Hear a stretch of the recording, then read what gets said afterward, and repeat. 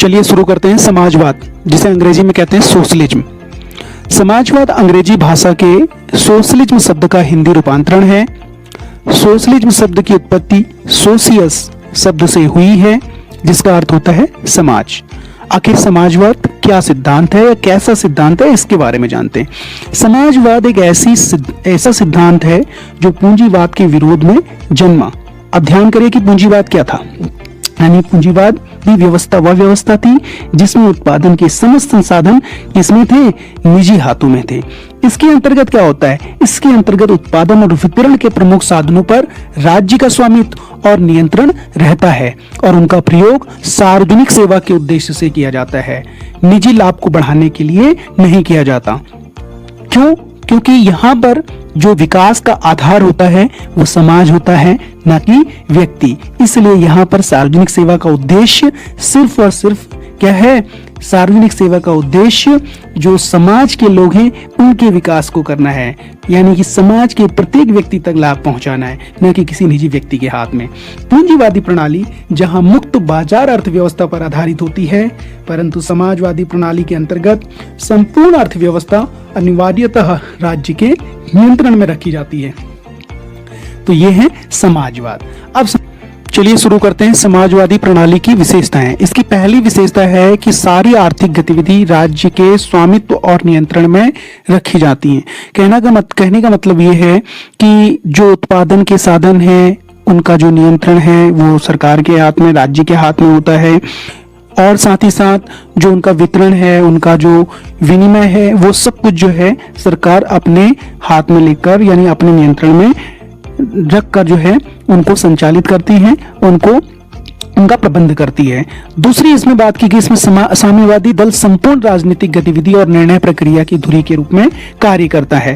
यानी कि इसमें जो साम्यवादी दल है उसके निर्णयों को बहुत प्रमुखता से, यानी उनको बहुत अहम माना जाता है। नंबर तीसरी, अधिकांश महत्वपूर्ण निर्णय दल के स्तर पर किए जाते हैं। राज्य के अंग मुख्यतः उनका अनुमोदन और कार्यान्वयन करते हैं। यानी कि जो साम्यवादी दल अपने निर्णय लेता है उन्हें राज्यों को स्वीकारना पड़ता है, यानी उनको स्वीकृति देनी पड़ती है और उन्हें क्रियान्वित करना पड़ता है।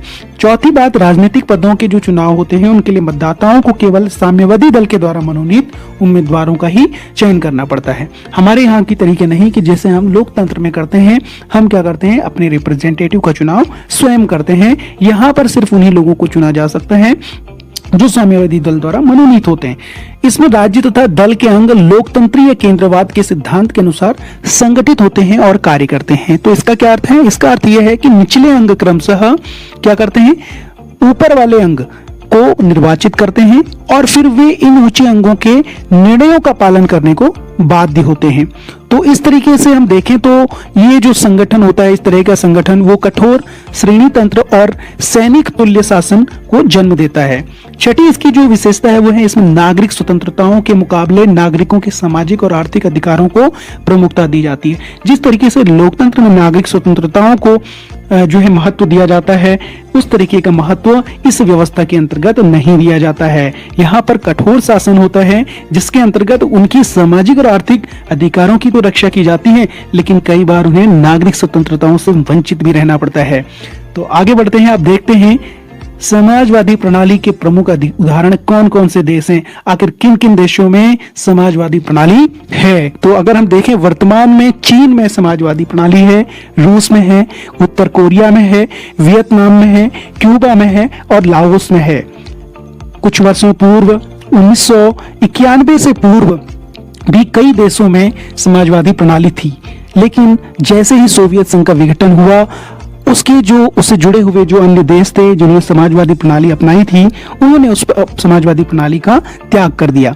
तो इसमें है हंगरी, पोलैंड, पूर्वी जर्मनी, चेकोस्लोवाकिया, उसके बाद आपका Romania, Bulgaria, Yugoslavia, Mongolia, Albania और दक्षिणी यमन। ये सारे के सारे जो राष्ट्र थे, अब इन्होंने अपने यहाँ समाजवादी प्रणाली का त्याग करके पूंजीवादी प्रणाली को अपना आधार बना लिया है।